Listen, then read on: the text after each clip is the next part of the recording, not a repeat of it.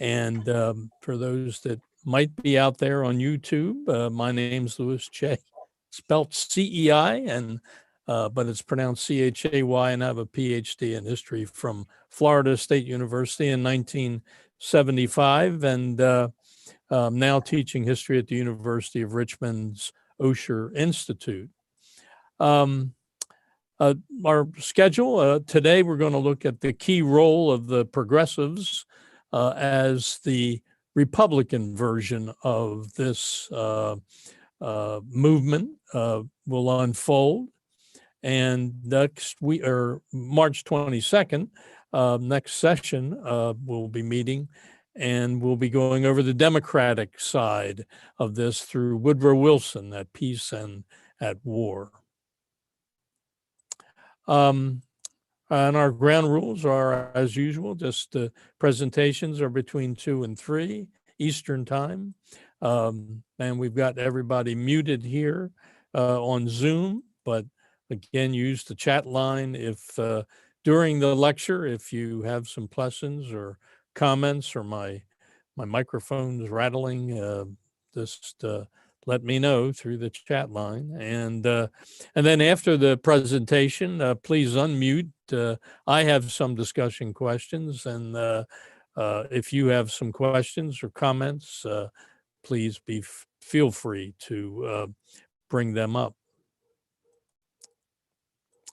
Our outline is we'll look at the scope of what we're going to be covering today, and then we'll take a look at the methods we're going to use, which is the historical method, a way of learning. And one of the components of that is to have a focus, and we'll look at the focus that we'll have, which will be laissez-faire and intervention strategies dealing with the economy. We'll look at what past historians have had to say about progressivism, and then we'll start really with the legacy of the 1890s that really started the beginnings of progressivism. And we'll look again at the key role of the progressive movement in American history. It starts in the cities and the states rather than the federal government. But when it comes to the federal government, it is really embodied in the person of Teddy Roosevelt. We'll spend a good amount of time on him today and his program called the Square Deal. He's followed by William Howard Taft, but Taft commits a number of faux pas from a political point of view and elicits a progressive rebellion. He takes the conservative side.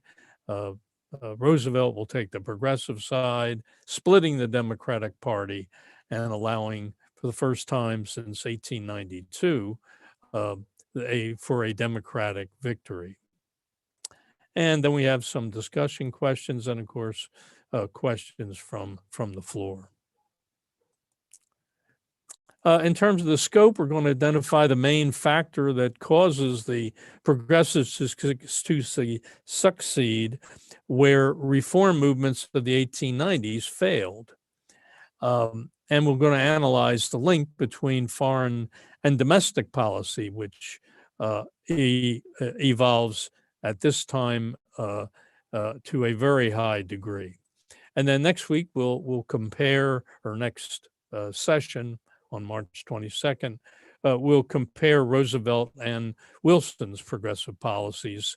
And then we'll wind up with examining what caused the progressive movement to fail, and why did Americans reject progressivism after embracing it so much for about 20 years. So that's what we're going to look at.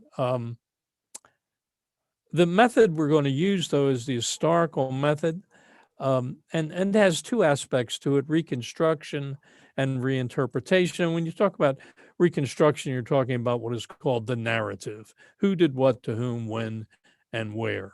It's based on documents, and from those documents, events are distilled and generalizations which assist us in solving political, economic, social, and international problems. Um, One historian has written this. He said that the historical method's primary goal is to help develop general laws of human behavior that can aid human beings to identify the alternate courses of action available in order to achieve the best outcome.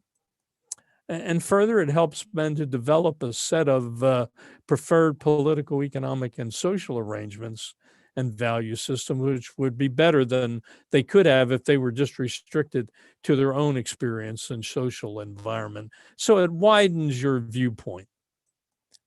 But the past is an intractable, incomprehensible mass of uncounted and uncountable data. And it can be rendered intelligible only if we have some selection around some focus or foci.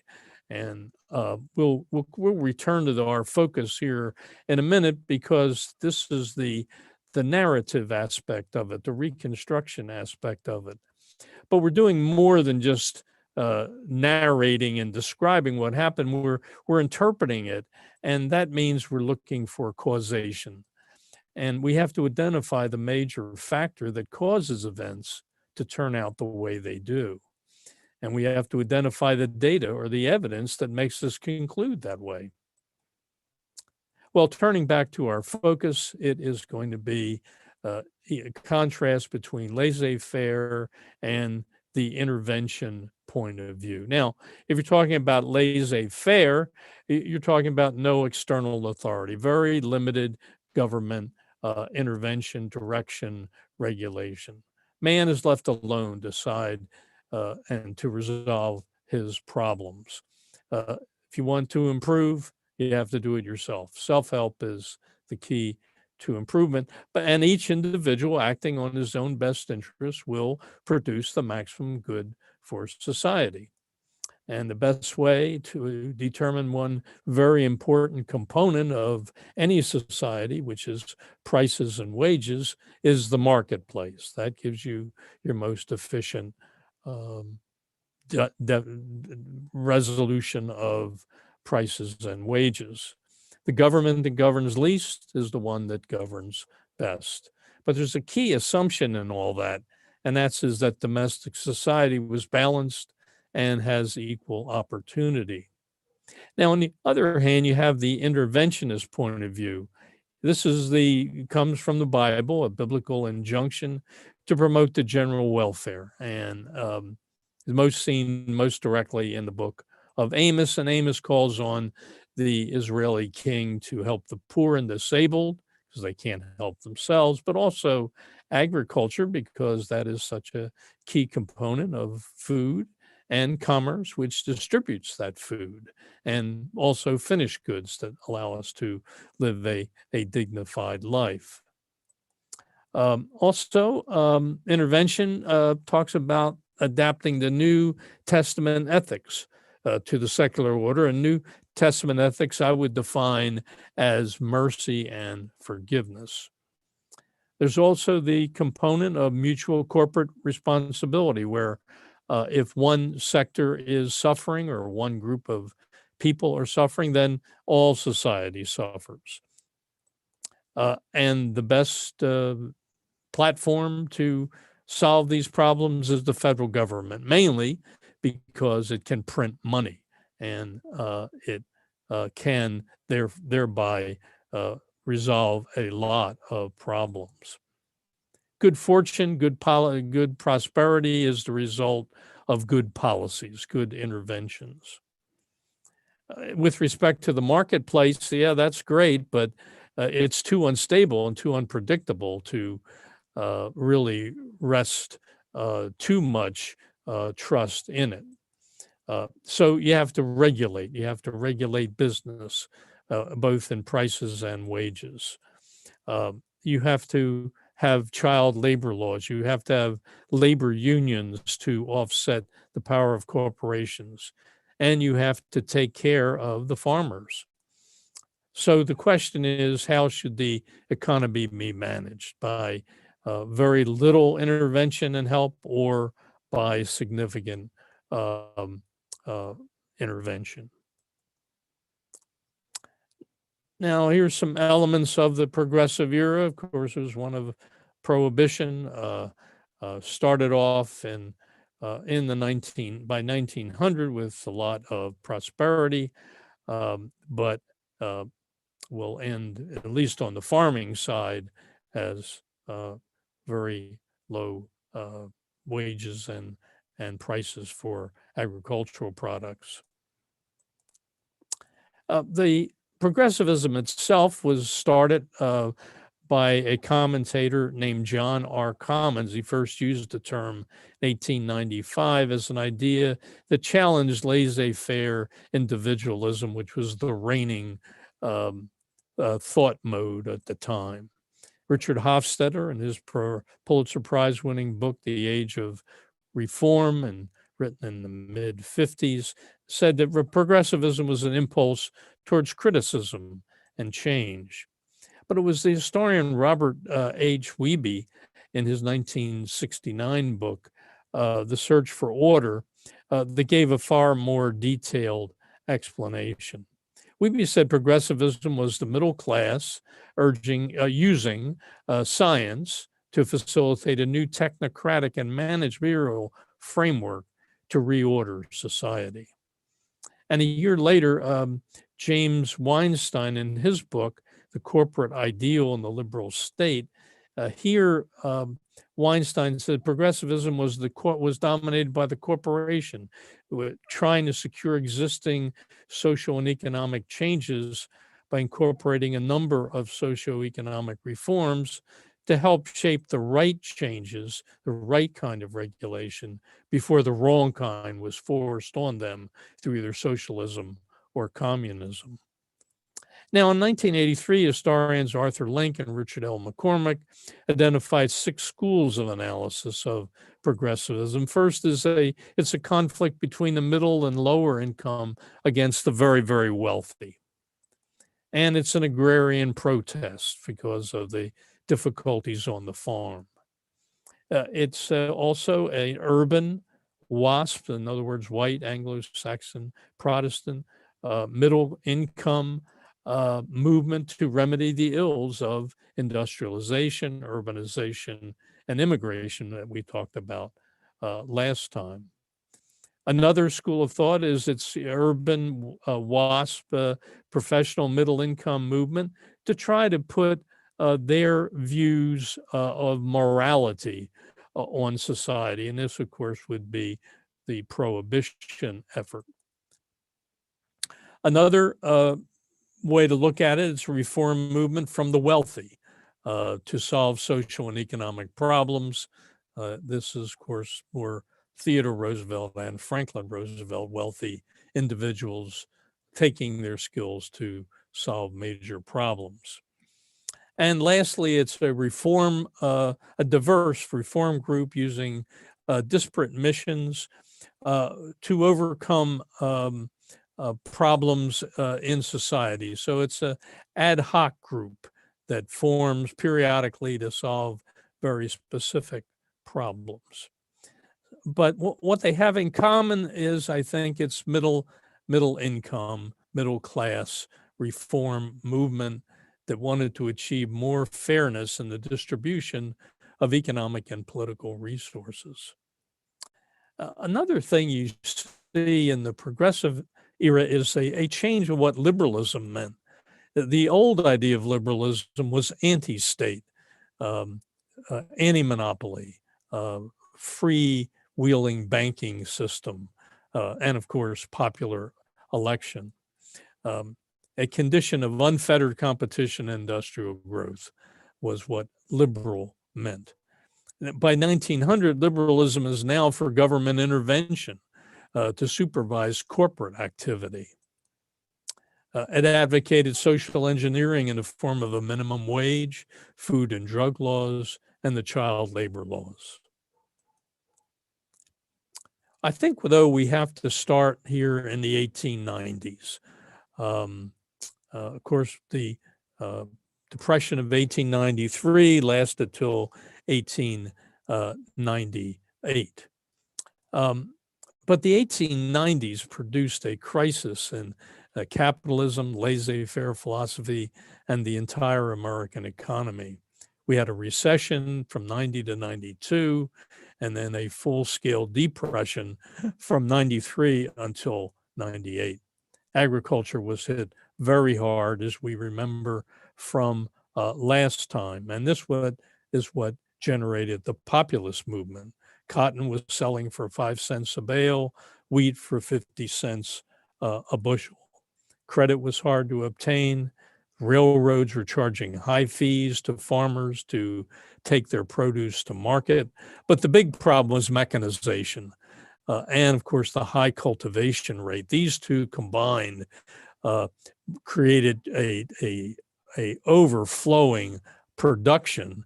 And when you have massive production, you inevitably will have low prices, and that means low wages for the farming community. In the factory, labor was working long hours at also low wages. Unemployment in the 90s averaged about 20%. Immigrants were living in slums, although they were the main workers in the cities, and the city governments and state governments were corrupt. They were hurt by a deflationary monetary policy whereby dollars were backed in gold. And there was a serious maldistribution of wealth. Today we call it financial inequity. By 1990, this is after 70 years of laissez-faire. By 1890, the top 1% had gained 51% of the wealth, and that's considered making $50,000 more a year or having that in property. So the top 1% had half of the wealth. Then the upper middle class had 34% of the wealth, and that would be about 5,000 to 50,000. So the top 12% have almost 85%, more than 85%, slightly more than 85% of the wealth. The middle class has 44% in it, and they have 13% of the wealth. And my middle class is $500 to $5,000 is the middle class, and the lower class is 44%. So 88%. After 70 years of laissez-faire, 88% of the people have about 14%, a little more than 14% of the wealth.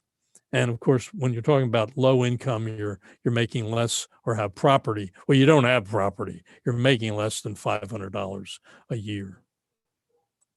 And then I took a look at Boston and Brooklyn and averaged them, and the same thing occurs here. The top 1% is 39% of the wealth. The middle class, the top 3.5% has 69% of the wealth. The middle class has 27%. And look at this, the lower class, which is, again, less than $500, has 4% of the wealth. And if you look at that today, I think you're going to see that the middle class is probably quadrupled into the 60%, and the lower class has dropped, but the wealth has gone up in here. So that's really been the big difference between what laissez-faire will do and what intervention will do. Now, as I said, we had a depression from 1893 to 1898, and 500 banks failed at that time. 15,000 companies, mainly related to railroads, went bankrupt. So what can you do? Well, the liberals wanted intervention, more regulation, a redistribution of income to increase spending power. And the conservatives said overseas expansion, expand the marketplace to give more jobs, more wealth. And the war with Spain bore that out. The war with Spain and the acquisition of the Philippines, Guam, Puerto Rico, and the dominance in the Caribbean revived the economy. By 1898, farm products increased 50% between 1900 and 1910. Farmland increased, unemployment decreased, the balance of trade. We were 600 million in the black. Farm exports had increased 10 times that of 1860. Farm exports were 10% of farm income now. And in 1892, there was no single year, or before 1892, there was no single year in which exports amounted to $1 billion. But after 1898, there was no single year in which exports were less than 1 billion. So that's what the war did. The war did bring prosperity back without direct intervention, and that thinking will stay with us. This laissez-faire type idea will stay with us until the Depression, and then after that, you'll start seeing more and more government intervention. Another thing that happened was overseas investments in other countries. Immigration, of course, increased. And these combined, this prosperity is what triggers off the progressive movement. Well, what is the key role of the progressives? The progressive movement was the way Americans cope with the corporation economy during the first third, again, up until the Depression of the 20th century. Its characteristics: they want to clean up and reform government, use government to advance human welfare, apply the scientific method, what we would call today evidence-based practices. There were progressives, of course, in both parties. There were the wealthy gentry like Theodore Roosevelt and FDR. There were corporation leaders, and they realized there was a need for improvement and a better distribution of wealth. Otherwise, you're going to have socialism and communism is what they were concerned about. And of course, as we mentioned, we had middle-class reformers. These were small businessmen, not associated with corporations, that wanted to have a share in the marketplace. They wanted honest government to control big corporate trusts. Another thing that developed in a progressive era is the muckrakers, an adversarial press, what we would call today investigative journalism. These journalists and writers were critical and outraged at corporate and government abuse, and it gave progressivism power and thrust. One outstanding person was Lincoln Steffens in Shame of the Cities, his book about corruption in the 1890s. Progressives, though, were ethnically conscious. They discriminated against blacks and immigrants. So again, this is a white Anglo-Saxon Protestant movement. But the big focus of the progressives is on the child. That dominated the health, education, and labor legislation, as we've seen. Progressive looked that society was perfectible, that there was no such thing as original sin, and that citizens are not always living up to the highest possible standards. That is within the power of man to transform the world. That with all its optimism, it was essentially anti-historical, or at least ahistorical, because we know from history that mankind and its government actions can be ruthless and brutal. And take advantage of the situation, but that is not in the progressive mindset. And that there would always be progress, and that things would always get better. There was progressive education, progressive manufacturing, progressive labor, progressive history. Progressivism was the main element of the American civic religion. It was through progressivism, of course, that the 25 million immigrants that had come to the country over the last 30 years had become more and more American. Progressivism and populists had in common their belief that democracy ought to be improved by its extension, and education was the key. It should be extended by increasing participation, and therefore you had mandatory schooling till 16. But by 1912, progressivism was outdated. It was based on the 19th century ideals of utilitarianism, liberal meliorist, which means compromising on public issues, and positive concepts such as clear measurement of outcomes. The dominant idea that the improvement of democracy was principally a matter of education. And this was the difference from populism. Democracy improved education. In fact, the New Republic, which was the mouthpiece of the progressives, said this. They decried the direct election of senators by 1912, which just really brought machine politicians with unsavory records who are elected. The editorial said direct primaries and the direct popular election of senators will not contribute much to the triumph of genuine political and social democracy, as long as partisan allegiance remains the dominant fact in voters' mind. That means loyalty to their parties. But it was really not partisan allegiance that caused the problem, but publicity was rather than policy, which shaped electoral politics.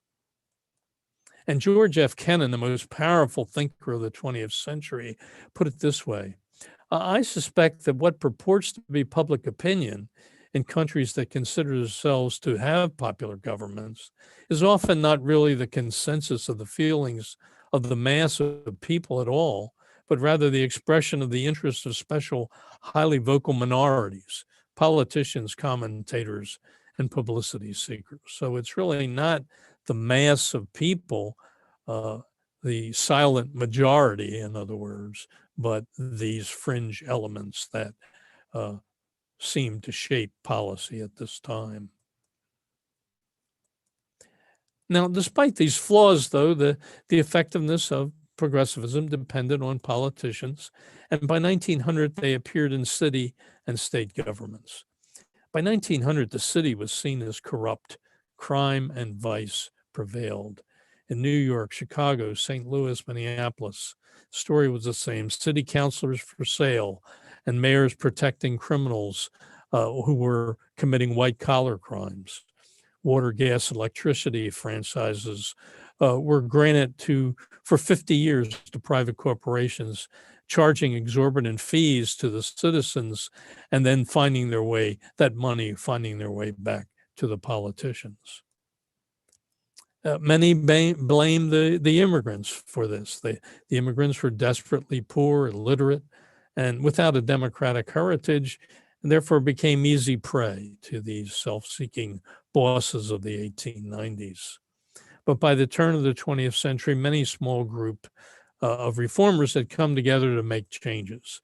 San Francisco in 1898, they changed the charter to allow public ownership of utilities and a civil service rather than patronage jobs in the city government. And Mayor James Phelan of San Francisco led the campaign to end corruption in the city by the Bay. In New York, Seth Low, a wealthy merchant politician, was elected to implement civil service reform. And in 1902, McClure's magazine carried Lincoln Steffen's article, Tweed Days in St. Louis, which surveyed the corruption that was going on in St. Louis and is usually cited as the start of muckraking. Now, aside from Stevens, there was Ida Tarbell Upton Sinclair and Ray Stannard Baker. All of these muckrakers wrote articles about the evils of city, state, national government, unions, big business. They were all corrupt. They were all poorly managed. But the city was beholden to the states, and most states, and urban control was not enough. You had to reform the state house, and the biggest there is in Wisconsin under Robert La Follette. He implemented the direct primary, railroad regulation, and increased taxes on corporations. The states really were the originators of much reform, which was later passed on to the federal government, such as juvenile courts, working conditions for women and children, and the minimum wage. But when you talk about federal government, you're talking about Teddy Roosevelt. Turning to Theodore Roosevelt, there was a determined youthfulness in his character. Many of his pronouncements and actions were impulsive, peremptory, aggressive, and flamboyant. He had an endurable boyishness about him, which limited to his strenuous striving for American maturity. And the new spirit of nationalism which Roosevelt represented was different from the older American nationalism. Roosevelt wasn't an ideologue, but he was aware of the growing influx of immigrants from the furthest parts of the globe. The new nationalism would succeed the older regional patriotism of an older American stock. It would lead to the idea of the melting pot. This was a recent play by a man named Israel Zangwill. The new nationalism was not international, but seagoing and imperial. And it was a vision of the ideal American, the young male hero of the West, free and adventuresome. Americans accepted and were inspired by this kind of idealization by Teddy Roosevelt. The American people could have put him in for a third term in 1912, but a cautionary conservatism prevented them. Roosevelt was ahead of his countrymen. And his stamp on the presidency continued for some time after his term. He was not the prototypical representative of the American people, but he was the prototypical representative of what they wanted to be. The war with Spain was not of his making, but the consequences of the war certainly were.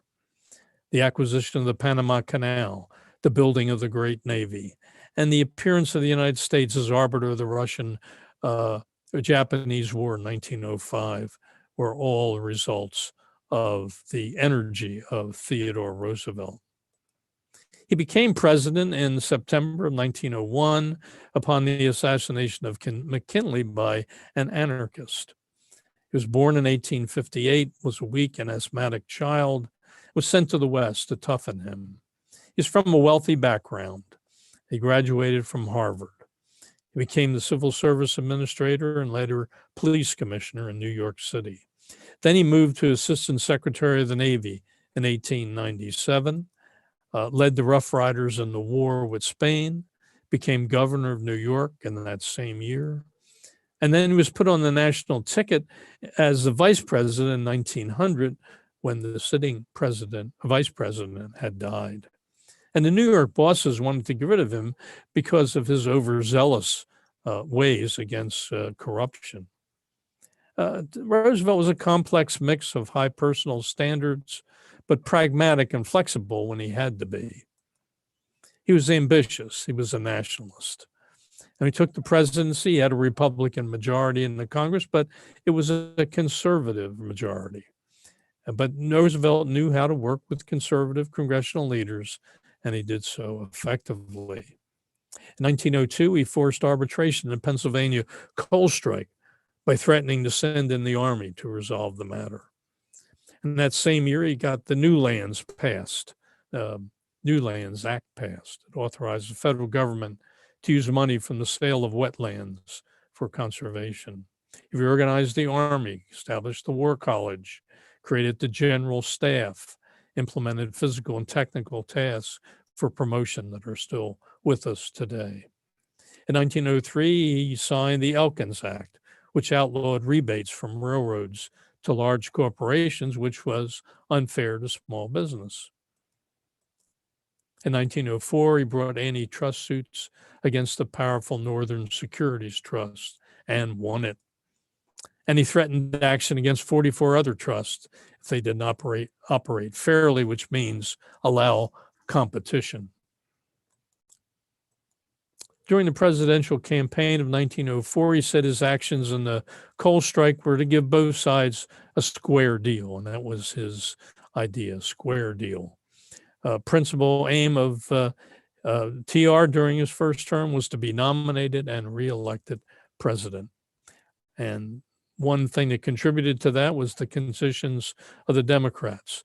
They had just nominated twice William Jennings Bryan, and now the conservatives took charge and nominated a nondescript judge named Alton Parker for president in 1904. Parker was for the gold standard, but avoided the question of regulation. And TR won on the landslide, 56% of the vote. And railroads, again, were the main focus. Roosevelt signed the Hepburn Act in 1905, granting the Interstate Commerce Commission the power to set reasonable railroad rates subject to congressional approval. But this was a landmark bill in that public control of a private business. In 1906, he pushed through the Pure Food and Drug Act, and then one of the most significant progressive legislative actions of his second term was the Employers' Liabilities Act, which made employers liable for accidents that occurred on the job. And the last 2 years, Roosevelt moved very far left. His big issue was conservation, the environment, organized the National Conservation Congress, but the U.S. Congress refused to fund the recommendations that came out of the Congress. Then there was a recession in October of 1907, and this created friction between TR and the business elites. But TR showed enormous resourcefulness and cunning. He ordered $100 million in Treasury bonds and $50 million in Panama Canal bonds to stimulate the economy, and that brought us out of that recession. TR saw the problem as more need of regulation and control of business. But the business community wanted less regulation. Congress sided with business and resisted the remaining TR initiatives, but overall, TR was very effective in realizing progressive's goal. TR introduced all progressive programs up to World War I. Now, Wilson will implement a lot of them, but they were brought to public attention by Roosevelt. Roosevelt is succeeded by William Howard Taft, his hand-picked successor. He was most experienced. He was a judge, administrator in the Philippines, and Secretary of War for Roosevelt. But he was enormously overweight, and he lacked the zeal and drive of TR, but friendly and affable. On the bench, he ruled against labor unions, yet during the 1908 campaign, committed himself to progressive reforms. On the other hand, the Democrats nominated William Jennings Bryan for the third time. Bryan was clearly a progressive. He was for the dissolution of all trusts, which were controlling 50% or more of the market, ensured bank deposits, elimination of the tariff, and support for labor unions. But Bryan had little support or money. He gave the impression of little more than a more radicalized version of the Republicans, and Taft easily won 51 to 43 in the popular vote, 321 to 162 in the Electoral College. But Taft started his administration with a number of mistakes. First of all, he tried to remove the powerful Speaker of the House, Joe Cannon, and was unsuccessful in doing that. He thought Cannon was too reactionary for what Taft wanted to do. Taft wanted a reduction in the tariff, which most progressives had agreed to, and felt Cannon had not done enough to bring that new tariff law in. The Payne-Aldrich tariff was passed, but it amounted to an increase in many rates, and it was not what Taft wanted. But he alienated the progressives because a reduction was in farm products, so a reduction of the tariff in farm products, which of course allowed lower cost farm products to compete, and most progressives were from the Farm Belt. So this tariff reduction hurt them and upset them. And Taft alienated the conservatives too. But the final crisis was the Ballinger-Pinchot controversy of 1910. Ballinger was Taft's Secretary of Interior, and Gifford Pinchot was head of the Forest Bureau in the Department of Agriculture and a close ally of Theodore Roosevelt, who was now touring in Africa and hunting. Pinchot called Taft's attention to Ballinger's wholesale withdrawal of water power sites for ranger stations for conservation. And Pinchot claimed that in 1907, as Secretary of the Interior, Ballinger facilitated purchase of public coal fields in Alaska and gave that, sold them to a private group of investors. Then he resigned from the DOI, went into private practice and had this company as his client, and certainly appeared as a conflict of interest. He was cleared of any legal wrongdoing, but in the eyes of public opinion, he seemed anti-conservatism, or anti-conservation, I should say. The progressives in the media lionized Pinchot, and Taft, with another poor timing, introduced a bill to raise postage on newspapers and magazines, which appeared to be a retaliation for their criticism of Taft in this event. Taft did pass some progressive reforms, such as the Mann-Elkins Act of 1910, which allowed the Interstate Commerce Commission to set railroad rates on its own without congressional approval, and supervise the issuance of railroad bonds. But the progressive movement had not stood still and made even more demands, which Taft was not able to support. In the congressional elections of 1910, Taft had moved right, but the Democrats won control of the House and the Senate. But instead of cooperating with conservatives, Taft then embarked on lawsuits against big business. 2/3 of the 89 Supreme Court cases that he brought against big business were his cases against the corporations. The most notable one was against U.S. Steel in 1911. Taft lost the case and alienated one of his key Republican donors just before an election. Again, a poor decision. In preparation for the 1912 contest, the Progressive Party was organized, and they will split the Republican vote, which will allow Woodrow Wilson to become president. So I have some discussion questions for us. What do you think caused Americans to reject laissez-faire and embrace progressivism in 1900, where they didn't do it in the 1890s under the populist movement?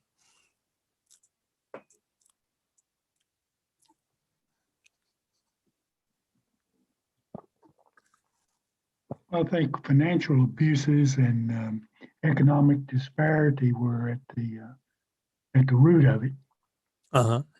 Yeah. But by 1900, the economy had revived, and yet the people wanted these reforms even before when the economy was really hurting. They didn't seem to want progressive programs. Well, maybe they were thinking long term, and that some improvements would prevent panics from occurring again. Yeah, that definitely could happen. Yeah.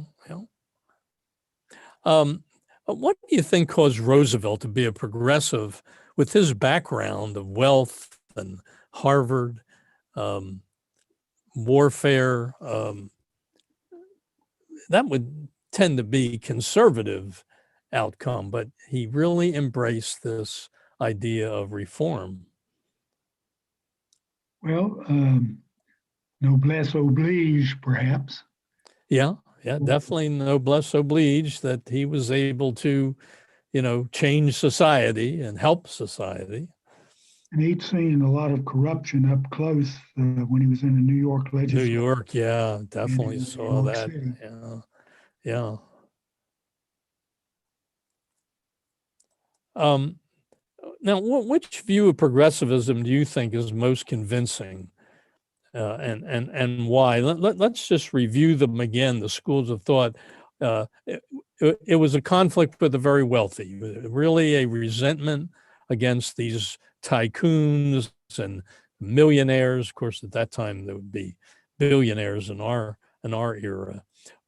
Then, of course, you have the harm that was really hurting in the farm business, and then you have the middle income trying to adjust to a corporate capitalist world, a moral crusade by the middle class, an effort to solve the socioeconomic inequities, or an ad hoc group that just formed from time to time to solve specific problems. They're the six views. Which do you think to you is the most explanatory of progressivism? I think trying to perhaps agrarian protest, certainly in the rural areas, but there were a lot of socioeconomic inequities. Oh, yeah, I yeah. think they were in large measure trying to address those. Yeah, I think by 1900 and that the Depression was over, and prosperity was back, then people wanted to try to reform and control, or the middle class, I think, wanted to reform and control the direction of the economy. For some reason, they didn't want to do it in the depth of the Depression in the 1890s, but when things got better, they seemed to want to act. So, well, they're my thoughts on it all. Do you and Chris or Joanne have any comments that you thought about progressivism? That